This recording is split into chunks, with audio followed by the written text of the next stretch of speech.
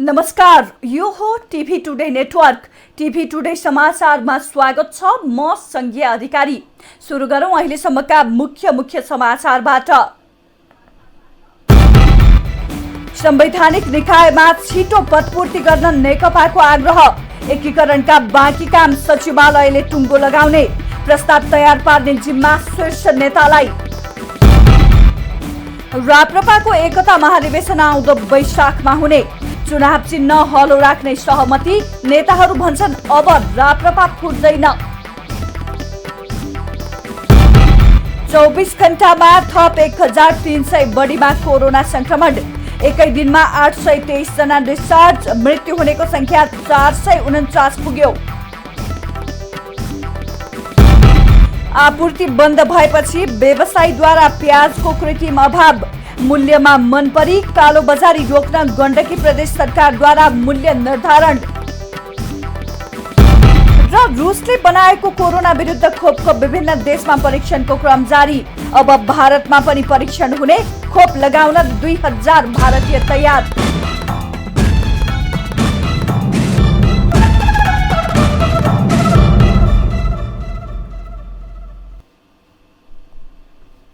अब समाचार विस्तारमा। सत्तारूढ दल नेपाल कम्युनिस्ट पार्टी नेकपाले संवैधानिक निकायहरूमा छिटो पदपूर्ति गर्न सरकारलाई आग्रह गरेको छ। नेकपा सचिवालयको मंगलबार बालुवाटारमा बसेको बैठकले संवैधानिक व्यवस्था अन्तर्गत विभिन्न संवैधानिक निकायहरूको पदपूर्ति छिटो गर्न सरकारलाई आग्रह गरेको हो। नेकपाका प्रवक्ता नारायण काजी श्रेष्ठले संवैधानिक परिषदको बैठक छिट्टै राखेर संवैधानिक निकायहरूको पदपूर्ति गर्न प्रधानमन्त्री केपी शर्मा ओलीलाई आग्रह गरिएको बताउनुभयो। विषयहरूमध्ये बाँकी विषयहरूमा छलफल भयो। संवैधानिक व्यवस्था अन्तर्गत विभिन्न संवैधानिक निकायहरूको पदपूर्तिका बारेमा संवैधानिक परिषदले छिटो बैठक गरेर सम्माननीय प्रधानमन्त्रीलाई छिटो पदपूर्तिको निम्ति संवैधानिक परिषदको बैठक राखेर आवश्यक निर्णय लिन पहल गर्नु हुन बैठकले अनुरोध गरेको छ र संवैधानिक निकायका पदपूर्ति सम्बन्धी निर्णय लिने प्रक्रियामा अगाडि बढ्न सम्बन्धित सबैलाई पनि अनुरोध गरेको छ। पार्टीको सांगठनिक एकीकरणका लागि बाँकी काम पूरा गर्न 10 दिनभित्र अध्यक्षद्वय र महासचिवले ठोस प्रस्ताव सचिवालयको बैठकमा प्रस्तुत गर्नुपर्ने बैठकले निर्णय गरेको छ। त्यसैको आधारमा छलफल गरी सचिवालयले टुङ्गो लगाउने भएको छ। विविध कार्यसूची अन्तर्गत रहेका अन्य विषयको सन्दर्भमा 2-3 दिनभित्रमा बैठक बसी निर्णय गर्ने निष्कर्ष पनि निकालेको प्रवक्ता श्रेष्ठले बताउनुभयो। सरकारले कीर्तिमानी आरोही आङ्ग्रिता शेर्पाको राष्ट्रिय सम्मानका साथ अन्त्येष्टि गर्ने निर्णय गरेको छ। प्रधानमन्त्री निवास बालुवाटारमा मंगलबार बसेको मन्त्री परिषद बैठकले शेर्पाको क्रिया खर्च समेत बेहोर्ने निर्णय गरेको छ। बिना अक्सिजन 10औं पटक सगरमाथा आरोहण गरी विश्व कीर्तिमान कायम राख्न सफल आङ्ग्रिता शेर्पाको सोमबार निधन भएको हो। उहाँको बौद्ध परम्परा अनुसार बुधबार दाह संस्कार गर्ने तयारी गरिएको छ। यस्तै सरकारले निजामती कर्मचारीको आधिकारिक ट्रेड युनियनको निर्वाचन रोक्ने निर्णय गरेको छ। सोमबार प्रदेश 2 का मुख्यमन्त्री लालबाबु राउतले संघीय मामिला तथा सामान्य प्रशासन मन्त्रालयलाई पत्र पठाएर निर्वाचन रोक्न आग्रह गर्नुभएको थियो। पार्टी एकता भएको झण्डै 6 महिनापछि राष्ट्रिय प्रजातन्त्र पार्टी राप्रपाले आफ्नो एकता महाधिवेशन वैशाखमा गर्ने निर्णय गरेको छ। राप्रपामा कहिले फुट्ने र कहिले एकता हुने प्रक्रिया जारी भए पनि यसपटक भने नेताहरूले अब कहिल्यै पार्टी विभाजन नगर्ने प्रतिबद्धता जनाएका छन्। एक रिपोर्ट। मंगलबार काठमाडौँमा पशुपति शमशेर जबराको अध्यक्षतामा बसेको केन्द्रीय समिति बैठकले राप्रपाको एकता महाधिवेशन 2078 वैशाख 25 देखि 28 सम्म गर्ने निर्णय गरेको छ। केही दिन अघिदेखि छलफलमा रहेको राप्रपाले चुनाव चिन्ह हलो राख्ने र वैशाखमा महाधिवेशन गर्ने सहमति भएको जनाएको छ। महाधिवेशन पछि नै पार्टीले लिएको आधारभूत सैद्धान्तिक सिद्धान्तका कुराहरू फेर्दै जाने कुरा चाहिँ भएन। अब पार्टीको मूलभूत वैचारिक आधार स्तम्भको रूपमा रहेको राज संस्था सहितको लोकतन्त्र र सनातन धर्म सापेक्ष हिन्दू राष्ट्र लगायत संलग्न परराष्ट्र नीति, मानवाधिकार लगायतका मूलभूत सिद्धान्तहरूको विषयमा हामी अडिग छौँ। यही सैद्धान्तिक धरातलमा यो पार्टी अडिएको कारणले गर्दाखेरि मूलभूत सिद्धान्त महाधिवेशन पछाडि पनि फेरिने त्यस्तो कुनै किसिमको सम्भावना पनि छैन। त्यस्तो सिद्धान्त फेर्नुपर्ने कहीँ कतैबाट त्यस्तो पहल प्रयास आवाज आदि इत्यादि पनि नआएको कारणले गर्दाखेरि महाधिवेशन पछाडि पनि अहिले राप्रपाले जुन राजनीतिक नीति विचार सिद्धान्त अङ्गीकार गरेको छ त्यही नीति विचार सिद्धान्त नै कायम रहन्छ। राप्रपाका नेताहरूबीच पार्टीको झण्डामा भने गाई राख्ने सहमति भएको छ। पार्टी एकता गरेर तीनै नेताहरू अगाडि बढेकाले अब पार्टी कहिल्यै नफुट्ने, पार्टीमा ठूलो जमात प्रवेश गर्ने र राप्रपा देश हाँक्ने पार्टी बन्ने नेताहरूले दावी गरेका छन्। हाम्रो राष्ट्रिय प्रजातन्त्र पार्टी 3टाबाट 2टा भएको थियो, 2टाबाट अब अहिले मिलेका छन् र अब यो फुट्ने सम्भावना पनि छैन। 3टा अध्यक्षहरूले चुनाव चिन्ह र झण्डाको पनि निर्णय गरिसकेका छन् र अब यो देशलाई चाहिने यो सिद्धान्त र यो पार्टी एक भइसकेपछि अब ठुलो जमातमा चाहिँ नि जनताहरू यो पार्टीमा प्रवेश गर्छन् र मैले आशा लिएको छु कि अब यो पार्टी राष्ट्रैलाई हाँक्ने पार्टीको रूपमा यो प्रस्तुत हुनेछ। त्यस कारणले म नेपाली जनतालाई तपाईँको टेलिभिजनबाट आग्रह र विनय के गर्छु भने आउनुहोस्, अब यो भ्रष्टाचारी सरकारबाट र चाहिँ नि यो काम नलाग्ने प्रतिपक्षबाट अब एउटा मजबुत विकल्पको रूपमा राष्ट्रिय प्रजातन्त्र पार्टी हिन्दू राष्ट्र र राज संस्था सहितको प्रजातन्त्रको पक्षमा रहेको राप्रपा दुई पार्टीको एकतापछि पनि पुरानै सिद्धान्तमा अडिग रहने भएको छ। जसरी राप्रपा पटक पटक फुट्यो त्यसको असर देशको राष्ट्रिय राजनीतिमा पनि परेको छ। राष्ट्रिय एकताको भावना पनि कमजोर हुन गयो। राष्ट्रिय अखण्डतामाथि पनि पटक पटक प्रश्न चिन्ह उठ्ने कुराहरू भयो। देशको समृद्धि लगायत देशको स्वाधीनता स्वाभिमानको कुरा पनि एक ठाउँमा छँदै छ। त्यसकारण एउटा बलियो राष्ट्रवादी प्रजातान्त्रिक शक्ति देशमा निर्माण गरेर अहिले मुलुकमा विद्यमान व्यतिथि विसङ्गतिहरूलाई क्रमशः समाधान गर्दै लिएर जाने, देशलाई एउटा बलियो स्वाधीन सबल र समुन्नत नेपाल बनाउने अभियानमा जुट्नुपर्ने आवश्यकता भएको कारणले गर्दाखेरि अब राप्रपा कहिले पनि नफुट्ने, कहिले पनि नपटाउने, कहिले पनि फुट्नै नसक्ने गरेर स्थायी रूपमा एकता भएको छ। पटक पटक फुट्ने र जुट्ने गरिरहँदा राप्रपाले आफ्नो पुरानो साख गुमाउँदै आएको छ। 62-63 सालको आन्दोलनपछि जनमतको कम प्राथमिकतामा परेको राप्रपाका लागि आफूलाई देशकै सशक्त वैकल्पिक शक्तिका रूपमा उभ्याउनु पर्ने चुनौती छ। टिभी टुडे एसडी का लागि सुनिल बाबु पन्तको रिपोर्ट। नेपालमा पछिल्लो 24 घण्टामा 1356 जना कोरोना संक्रमित थपिएका छन्। स्वास्थ्य तथा जनसङ्ख्या मन्त्रालयका अनुसार 10,154 पीसीआर परीक्षण भएकोमा महिला 459 र पुरुष 897 जनामा संक्रमण देखिएको हो। यो सँगै अहिलेसम्म कोरोना संक्रमितको संख्या 66,632 पुगेको छ। यस्तै पछिल्लो 24 घण्टामा थप 2 जनाको कोरोना संक्रमणबाट मृत्यु भएको छ। मन्त्रालयका अनुसार 1 महिला र 1 पुरुषको मृत्यु भएको हो। नेपालमा हालसम्म कोरोनाबाट मृत्यु हुनेको संख्या 449 पुगेको छ। मंगलबार 823 जना संक्रमित डिस्चार्ज भएर घर फर्किएका छन् भने निको हुनेहरूको संख्या 48,061 पुगेको छ। जुम्लामा अनसनरत डाक्टर गोविन्द केसीलाई प्रहरीले धरपकड गरेकोमा सर्वत्र विरोध भएको छ। जुम्लाबाट मंगलबार बिहान काठमाडौँ आइपुगे लगत्तै उहाँलाई उपचारका लागि भन्दै प्रहरीले ट्रमा सेन्टर पुर्याउन जबरजस्ती धरपकड गरेको थियो। नेपालगञ्जबाट विमान मार्फत काठमाडौँ आइपुगेपछि त्रिवी शिक्षण अस्पताल महाराजगञ्ज जान खोज्नुभएका उहाँलाई प्रहरीले उपचारको लागि भन्दै ट्रमा सेन्टर पुर्याएको हो। प्रहरीले जबरजस्ती ओह्रालेर ट्रमा सेन्टर पुर्याएको भिडियो सामाजिक सञ्जाल मार्फत सार्वजनिक भए लगत्तै विभिन्न व्यक्तिहरूले चर्को विरोध गरेका छन्। ट्रमा सेन्टरमा केही घण्टा राखिएपछि उहाँले स्वैच्छिक डिस्चार्ज लिनु भएको छ। यसअघि जुम्लाको चन्दननाथ नगरपालिकामा अनसनमा बस्नुभएका उहाँलाई त्यहाँबाट उठाएर कर्णाली स्वास्थ्य विज्ञान प्रतिष्ठान जुम्लामा राखिएको थियो। समाचारमा पालो छोटो विश्रामको।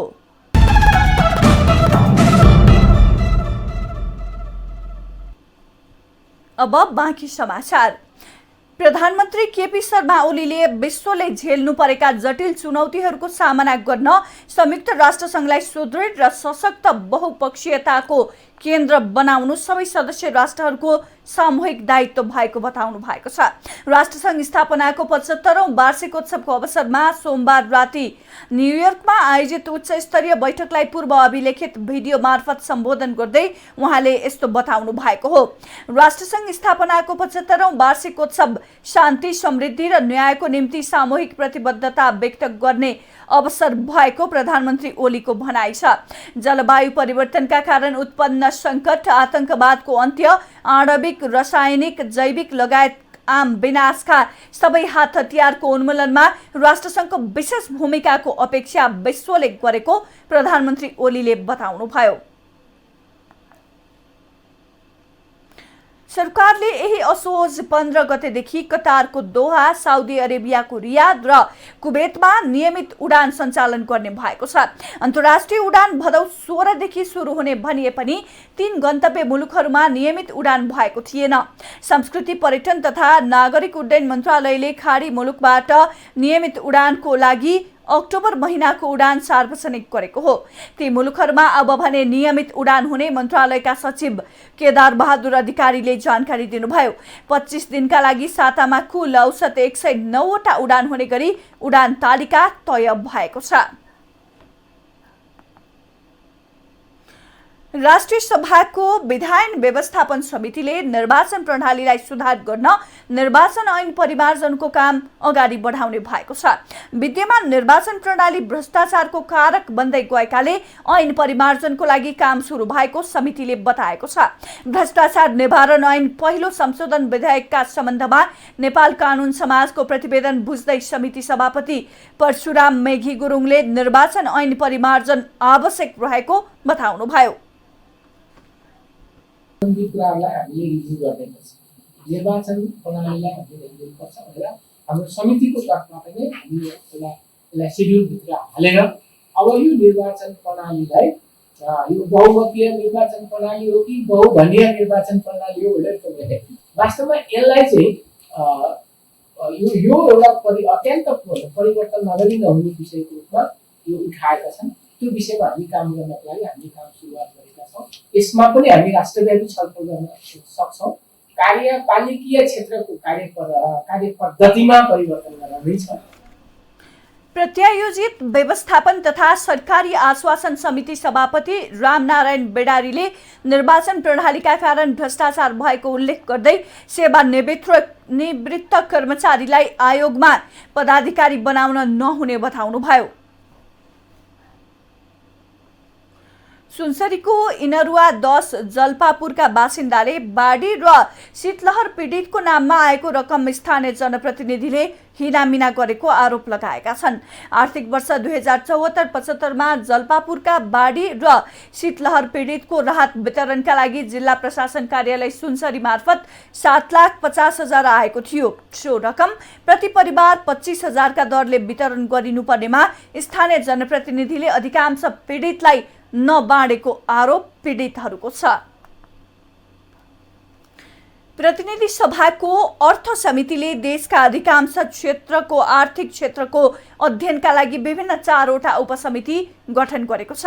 समितिको मङ्गलबार बसेको बैठकले राजस्व चुहावट, राजस्व बक्यौता र राजस्व प्रशासन उपसमिति, सार्वजनिक खर्च, खरिद लगानी र राष्ट्रिय गौरवका आयोजना व्यवस्थापन सम्बन्धी उपसमिति, बैंक तथा वित्तीय संस्था उपसमिति र सार्वजनिक संस्थान अध्ययन उपसमिति गठन गरेको हो। समितिका सभापति कृष्ण प्रसाद दाहालले अर्थतन्त्रका विभिन्न क्षेत्रमा अध्ययन गरी सरकारलाई सुझाव दिने उद्देश्यले अध्ययन उपसमिति गठन गरिएको स्पष्ट पार्नुभयो। बैठकमा समिति सदस्यहरूले देशको अर्थ राजनीतिको समस्याको पहिचान र समाधानका लागि अर्थ संरचना कुन चरणमा पुग्यो भन्ने सम्बन्धमा अध्ययन गर्नुपर्नेमा जोड दिएका छन्। समाचारमा फेरि छोटो विश्राम।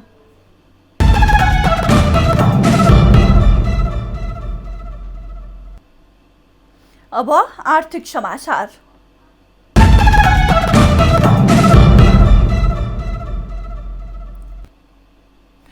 प्याजको मूल्य बढेसँगै व्यवसायीहरूले कृत्रिम अभाव सृजना गर्न थालेपछि गण्डकी प्रदेश सरकारले प्याजको मूल्य निर्धारण गरेको छ।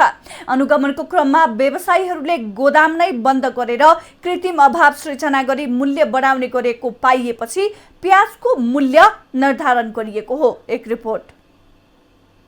भारतले प्याजको निर्यात बन्द गरेपछि देशभरि प्याज अभाव हुनुका साथै मूल्य पनि आकाशिएको छ।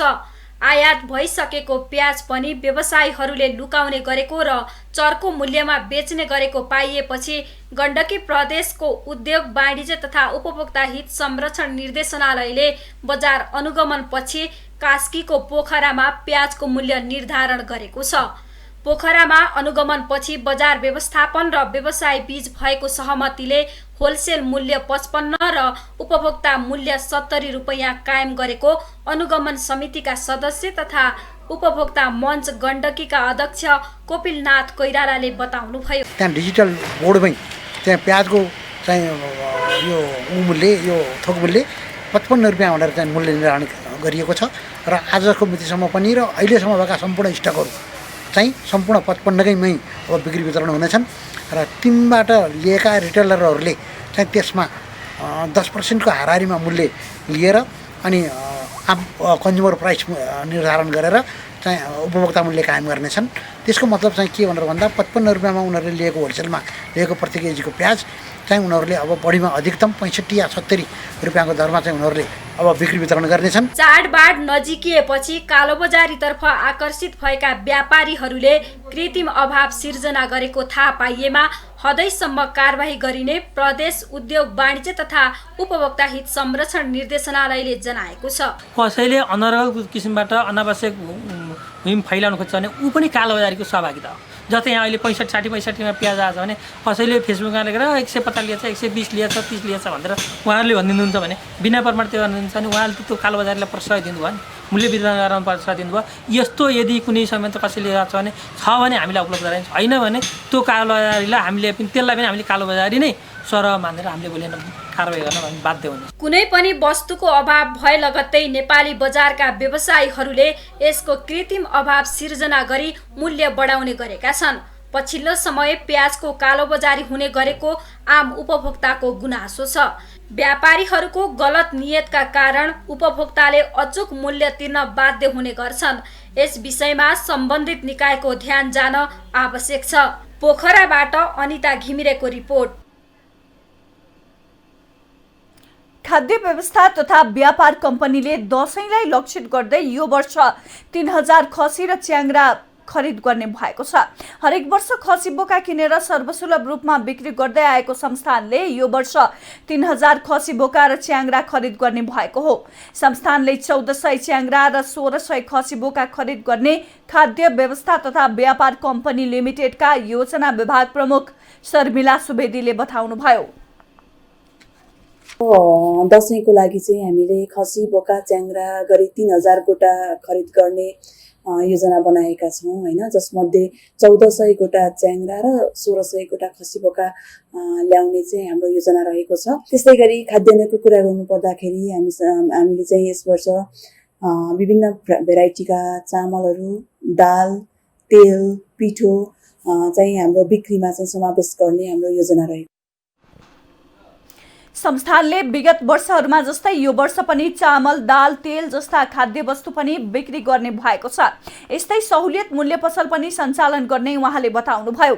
एकीकृत रूपमा र आफ्नै आउटलेटबाट सुपथ मूल्यमा बढीभन्दा बढी स्थानमा सुपथ मूल्य पसल सञ्चालन गरिने कम्पनीका योजना विभाग प्रमुख सुवेदीले बताउनुभयो।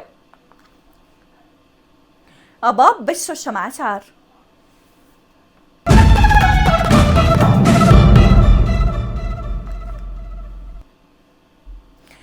रुसमा बनेको कोरोना विरुद्धको खोपको परीक्षण भारतमा पनि गरिने भएको छ। भारतीय सञ्चार माध्यमका अनुसार भारतको हैदराबाद स्थित औषधि निर्माता कम्पनी डाक्टर रेड्डीज ल्याबोरेटरीको नेतृत्वमा अबको केही हप्तापछि खोपको परीक्षण हुने भएको हो। भारतका विभिन्न राज्यमा हुने परीक्षण खोप लगाउन 2000 भारतीय सहभागी हुनेछन्। विश्वकै पहिलो खोप दाबी गरेको रुसी सरकारले गत अगस्त 11 देखि नै आफ्नो देशका मानिसमा खोप प्रयोगका लागि अनुमति दिएको थियो। रुसी राष्ट्रपति भ्लादिमिर पुटिनले यो खोप अत्यन्तै प्रभावकारी भएको दाबी गर्नु भएको छ। तर अन्य मुलुकका वैज्ञानिकले भने पहिलो हुने लोभमा तेस्रो परीक्षण नै नगरी खोप प्रयोगमा ल्याइएको भन्दै आशंका व्यक्त गरिरहेका छन्। चीनका राष्ट्रपति सी जिनपिङका आलोचक तथा भूतपूर्व घरजग्गा व्यापारी रेन जिहाइचियालाई भ्रष्टाचारको आरोपमा 18 वर्षको जेल सजाय सुनाइएको छ। रेनले 12.5 लाख युआन भ्रष्टाचार गरेको र 50 लाख युआन हिनामिना गरेको स्वीकार गरेको अन्तर्राष्ट्रिय सञ्चार माध्यम बीबीसीले जनाएको छ। रेन आफ्नो लेख मार्फत राष्ट्रपति सीलाई सांकेतिक रूपमा आलोचना गरेको पनि बताइएको छ। रेनले 42 लाख युआन जरिवाना तिर्नुपर्नेछ। यसअघि उनी चिनिया कम्युनिस्ट पार्टीका सदस्य थिए। अहिले उनका सम्पूर्ण इन्टरनेट अकाउन्टहरू ब्लक गरिएका छन्। समाचार सकियो। समाचारबाट बिदा लिनु पूर्व मुख्य समाचार फेरि एकपटक। संवैधानिक निकायमा छिटो पदपूर्ति गर्न नेकपाको आग्रह। एकीकरणका बाँकी काम सचिवालयले टुङ्गो लगाउने प्रस्ताव तयार पार्ने जिम्मा शीर्ष नेतालाई। राप्रपाको एकता महाधिवेशन आउँदो वैशाखमा हुने। चुनाव चिन्ह हलो राख्ने सहमति। नेताहरू भन्छन् अब राप्रपा फुट्दैन। 24 घण्टामा थप 1300 बढीमा कोरोना संक्रमण। एकै दिनमा 823 जना डिस्चार्ज। मृत्यु हुनेको संख्या 449 पुग्यो। आपूर्ति बन्द भएपछि व्यवसायीद्वारा प्याजको कृत्रिम अभाव।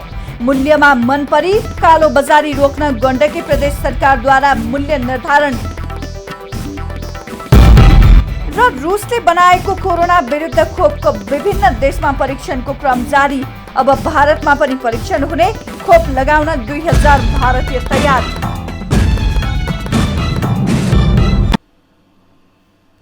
हामीलाई TV today Nepal apps download गरी विश्वभरि प्रत्यक्ष हेर्न सक्नुहुनेछ। साथै www.tvtoday.news.com मा गई हेर्न र पढ्न सक्नुहुनेछ भने फेसबुक, युट्युब र ट्विटरमा समेत फलो गर्न सक्नुहुनेछ। विकास निर्माण र जनसरोकारको विषयमा हाम्रो आवाज जारी छ। अहिलेलाई सम्पूर्ण समाचार युनिटका साथ म संघीय अधिकारी पनि बिदा चाहन्छु। टिभी टुडे एचडी हेर्दै गर्नुहोला। नमस्कार।